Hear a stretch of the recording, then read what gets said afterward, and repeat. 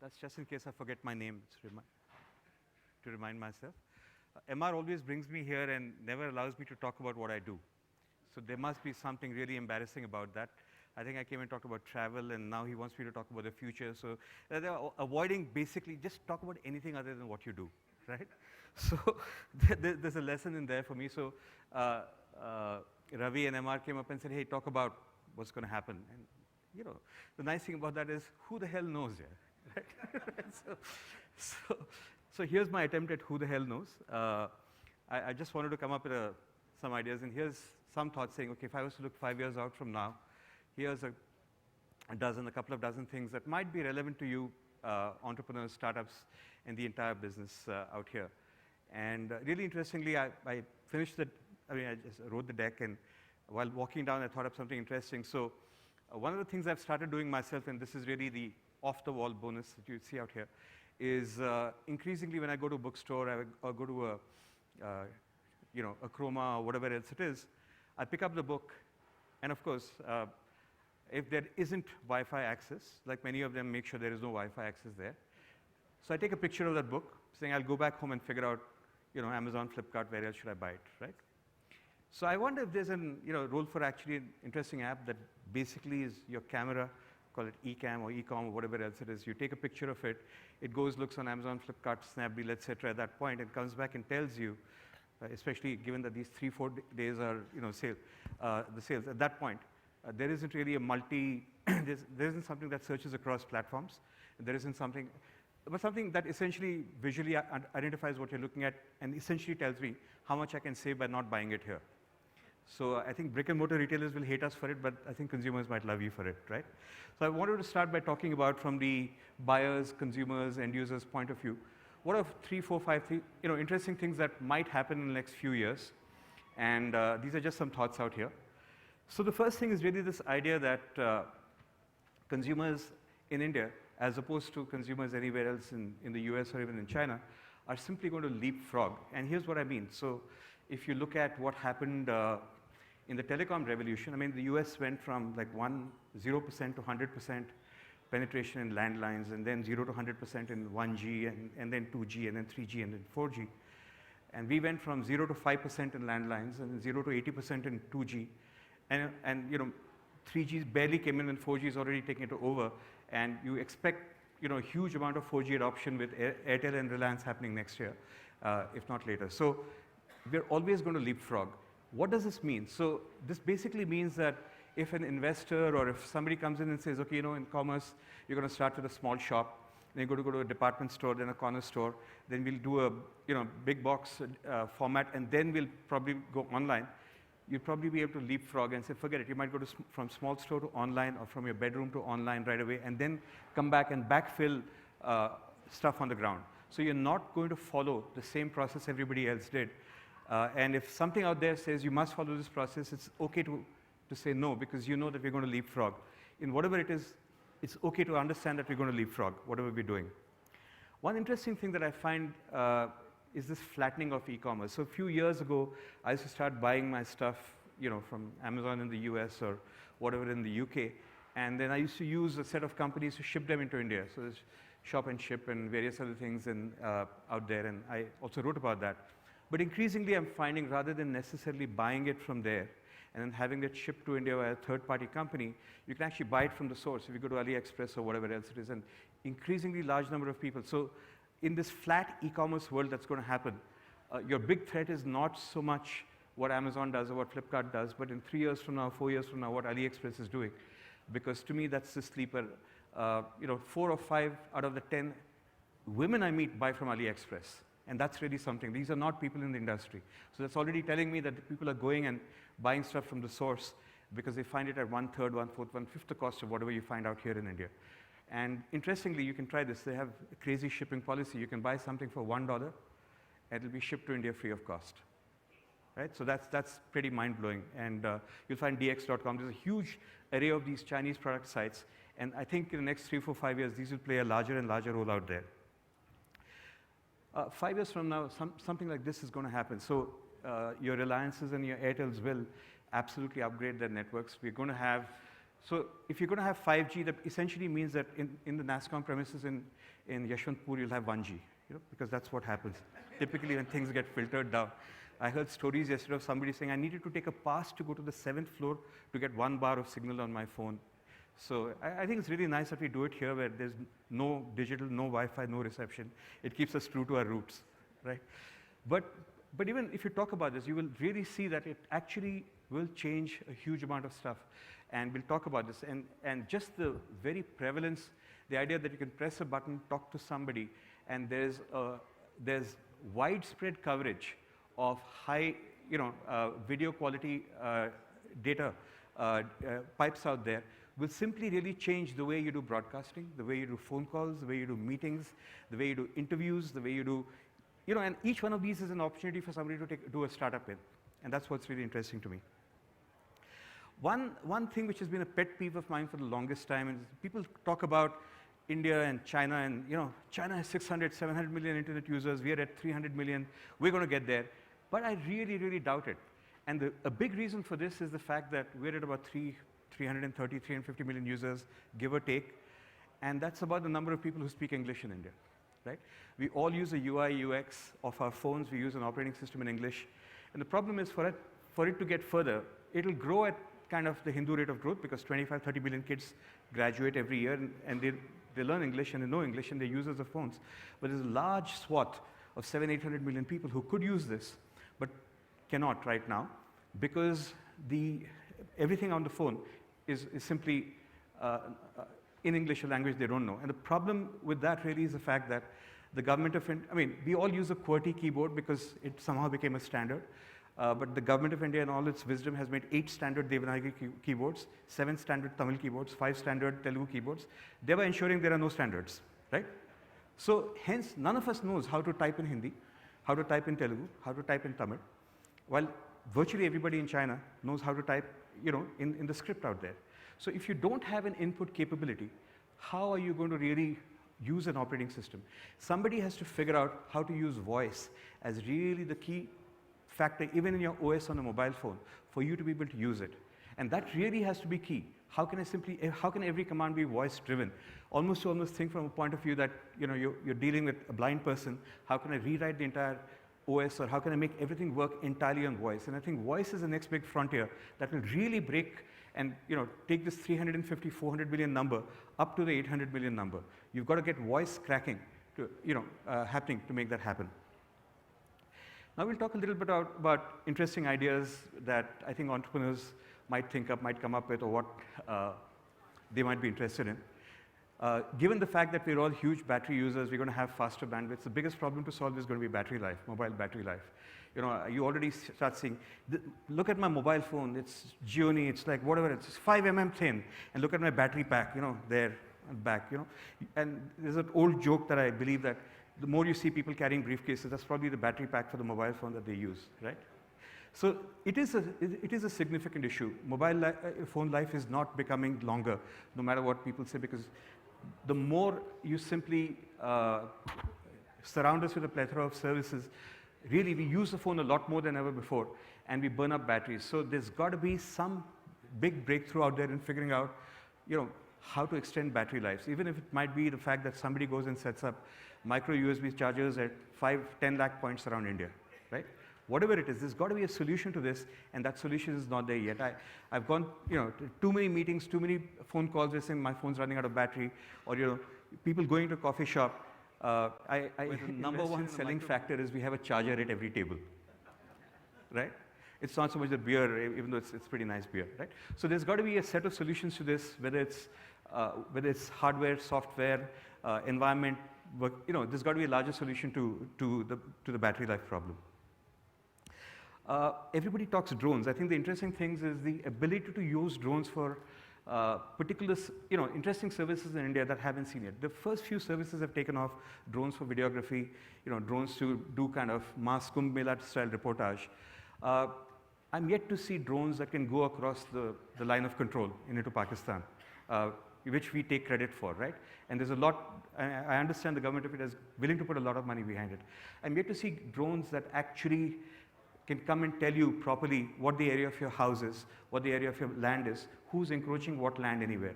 And we have to see drones that can actually go out and say, hey, can you pop out and tell me what's the traffic on MG Road today? Can you pop out and tell me something, right? So I think there's going to be lots of use cases of drone-based services, given the fact that we have extraordinarily clogged roads, and we have a high inertia and inability and lack of desire to move from place to place.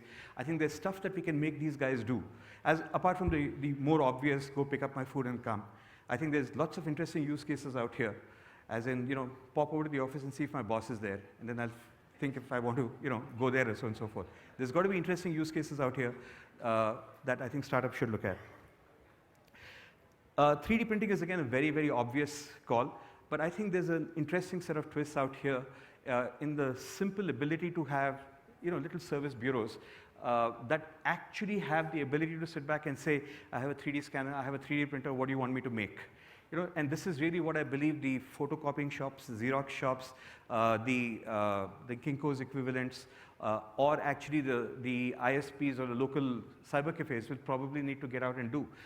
At some point, you will need the ability to simply go somewhere and just print something out and print an object. And eventually, you will want to print in 3D as commonly as you print in paper. And we don't really have the systems to be able to build that. And I do believe there is, again, an interesting service offering here that's probably waiting to be discovered. A couple of notes here on cars. And I don't know if it's just me that, or you come into Bangalore, you virtually see every second or third car has a yellow plate. So you know that this is the extent of what an Uber and an Ola and everybody else has done out here, which essentially means that A, the roads are clogged, and B, people, and especially a lot of the younger people, don't really want to buy a car anymore. So a lot of this is about thinking what's going to happen to the car industry, what's going to happen to this industry where people don't necessarily need to buy cars, and then to be able to go across it, maybe it's an entire industry in super small, super micro cars, which, 1-person, 2-person cars, not as clunky as a Reva or a better nano than a nano that can actually crack this problem or even be positioned to crack this problem. I think there is business that's going to be here for a large swath of 200-300 million people who are going to come out of schools and colleges saying, I don't want to buy this big car, but it is something really small, bigger than a cycle, right? But maybe as small as a nano or better than nano that I can build, that I can actually hire, rent, and have as my own thing. Maybe it folds up and packs away somewhere and I can pack it at home. In Bombay, for instance, one of the big factors why car sales are restricted are people have to actually, they have a limited number of parking slots. So they have to sell an old car to buy a new car, because if they buy a new car, there's no place to park it. So there is a huge space problem out here that you will see that will only increase, and there's got to be some set of solutions around that I believe somebody in the next few years will probably come up with.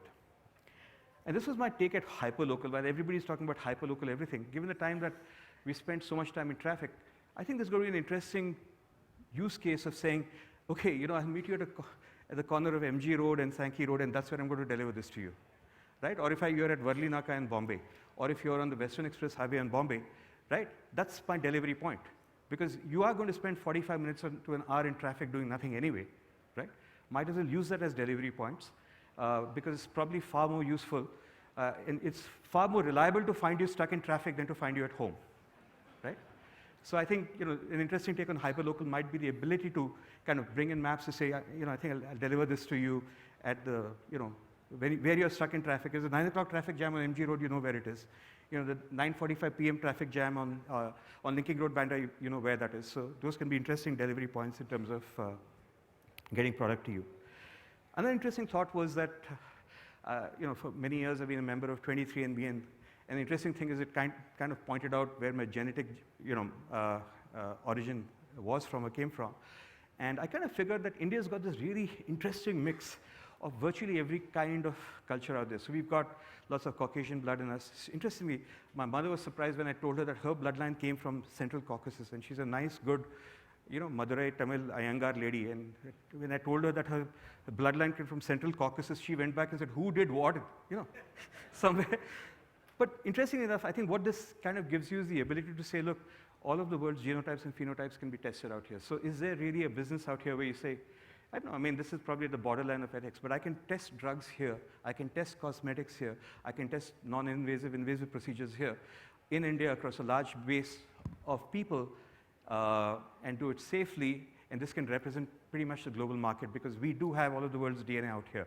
So is there really something interesting? There could be an interesting business where this could really become the hotbed of what you do in terms of drug discovery or drug testing or even cosmetic testing for anything around the world. I'll then move quickly and talk about employees, which to me is the second part of this, and what's really happening and what I believe will increasingly happen. Increasingly, what I see, as movements when I go to colleges already is more and more of people are really interested in either environmental stuff or material science stuff. And to me, that's really interesting because a lot of the earlier stuff was forget what you're doing your graduation in and go do your MBA. And increasingly, you probably not find in the next 5 years so many MBAs that the Arindam Chaudhary wave is probably confidently in decline somewhere, right? And the interesting stuff is to be able to catch these guys who have deep interest in either in materials or in environment. And this is really good, a change from the archetypical Indian student who studies IT or IS or some computer programming language or says, it doesn't matter what I'll do mechanical engineering, but I'll join Infosys anyway, right? This is a large, significant change, and there's going to be a wave of startups, again, depending. There's some really cool nano stuff that I've heard of happening at IIT Bombay and stuff. So there is really going to be a change where not everything is going to be about .coms, not everything is going to be about responsive websites, or mobile apps. I think that's something that's interesting that's going to happen. More and more, I believe offices are going to be like lounges. So we're going to kind of move away from the model of sitting at a desk with a computer. It's going to be a place where increasingly employees are going to come, sit, chat, talk. In my next incubator in a couple of companies that I've funded, increasingly we tell employees, you go home, come once a week, right? Because we need to meet and chat. And if you want to meet and chat, then the office has to be like a coffee shop, because that's really your competition. The competition to your office is Starbucks, and it's really not somebody else. So every office design has to compete with a Starbucks in terms of being able to attract employees. And I think that will really that's probably the new wave in office design that will come to heed, where you stop looking at employees as assets that you put behind desktops. Employees will also be able to take far greater leave. So we do come from a point where, increasingly I'm going to stop seeing, people scanning their card to go in and scanning the card to come out, because some time card is kept, and if you don't come by 10:30 3 times a week, then half your day's salary is docked or whatever nonsense. It's going to be much more of, go work wherever you are. I saw this interesting thing on a United flight where every other airline actually makes the TV screen behind the headrest bigger and bigger and gives you better movies. And what United did, and they have dabba planes, right? They're crap planes. They did something really smart. They said, use your own phone, use your own laptop, use whatever else it is, just log in, use your own headset, use your own headphone. And we just have a server with Wi-Fi on the plane. We'll simply Wi-Fi the movies to you. And I think that's really cool, which is really bring your own devices even on a plane to a new level. And if I have to do that, if I'm a young startup, earlier, 5 years, 10 years ago, I used to take it as granted that with each of these guys, I have to give them a 35,000 rupee laptop and so much of storage and so much of desk space and so much of area, 40 square feet per person, and all those costs would add up. Now it's pretty much like, dude, work from home, use your own laptop, use your own phone, use your own charger, use your own headset, use your own internet connection, come to office once a week or twice a week, have a meeting and go. And I think increasingly we're going to move to that kind of a model where you push employees back out to wherever they're comfortable working. Go work in a Starbucks. It doesn't matter. I don't have a seat for you here. Just go, right? So I think that's an interesting thing. We will also have the super employees who actually want to go off the grid. A lot of my best people at several of my companies have wanted to go off to Goa. So I've actually funded a company in Goa and funded 4 or 5 startups in Goa because they want to work there, right? They want to be off the grid. They don't want to be in a Bombay. They don't want to be in a Bangalore. So increasingly they say, okay, if it's Goa now, it may be Belgaum, it might be Coorg tomorrow, it might be Kunur day after tomorrow, it might be Sattal next year. If my guys want to go and stay there, I have to figure out a way to provision and work in my company where people are living wherever they are, off the grid, and off this entire central place, and actually make it easier to allow my superstars to work from wherever they want to work. Right?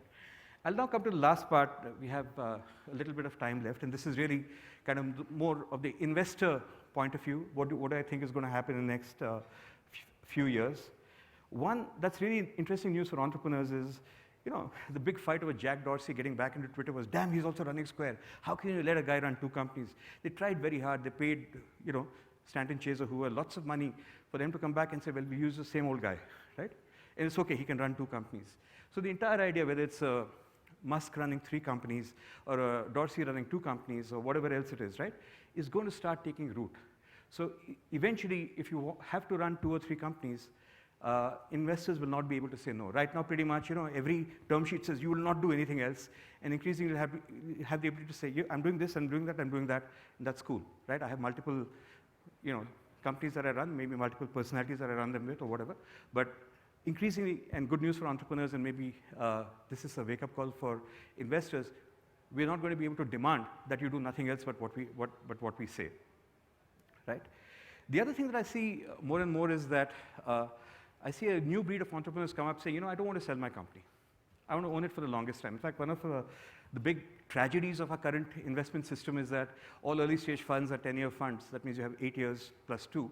That means you have 8 years to return the money in. That means you put the money in the first 3 years, and you have 5 years to pump that company out. And if you're doing early stage, no company in India gets anywhere in 5 years. Right? Just Dial took 17 years to exit, and Make My Trip and Naukri took 11 years to exit. You get nowhere in 5 years. So what happens? So even the same thing happened with a Funny and Redbus or whatever. So essentially, you push merge the company into something. You force merge it, even though it's a really good company, because at the end of the 8 years, you have to show some return to your investors. What happens? You get bought, then you don't agree with the management of the new guy who bought you, so you say, screw it, and you leave. And then we create this entire era of what we, of serial entrepreneurs who build small pop companies. I exited 4 companies, I exited 3 companies. But there's nothing wrong with that, but my bit of issue with that is, where do we build these legendary entrepreneurs? Every entrepreneur that you admire is somebody who spent 25, 30 years building a company. And our current investment setup is not supportive of this. Our investment setup is really supportive of get out, sell the damn company, get out, do something else, do something else. We're creating a lot of small pop entrepreneurs. Where do we create the big bang entrepreneurs? And increasingly, there are people I'm seeing who say, I want to be a big bang entrepreneur. I'm not going to sell my company. I'm in it for the long term. And if it means that I don't take money from a venture fund and only take it from angels, so be it, right? That's the first thing I'm seeing. And really, around the idea of the fact that maybe there's no exit, and that's perfectly fine. Now, this sounds like cancer or anathema for a lot of people. But increasingly, I'm seeing really smart people saying, I'm not interested in an exit. That's fine. I'm here. And this really brings to the question the fact that how are you going to fund? Our company is going to grow slower. And I think that's perfectly fine. We're probably trying to grow companies really fast, and that's way too fast for their own good. And you know that it's really hurting off a cliff and somebody's trying to build a net under it. At some point, it's going to collapse. And you want to build a company slowly, surely, and that's perfectly fine. In 5 years from now, I believe I'll see 1,000 companies listed on our stock exchanges, 1,000 startups. Already the SME, which is a small and medium enterprise exchange, part of the Bombay Stock Exchange, has 100 companies listed. They're all, many of them are young startups, including a couple of interesting tech startups. In the next 5 years, move into the big board at some point in time. An IPO is probably the more natural exit than a forced trade sale exit, right? I'll probably end with a point that at some point, there's going to be a representation from India and other parts of the world that the leading nature conservation forum has to change its logo, and it'll probably want to be this. This is what they'll probably want to save, right? Because it'll probably go extinct very soon. Yeah. Thank you. I'm Mahesh, and I hope that was all right.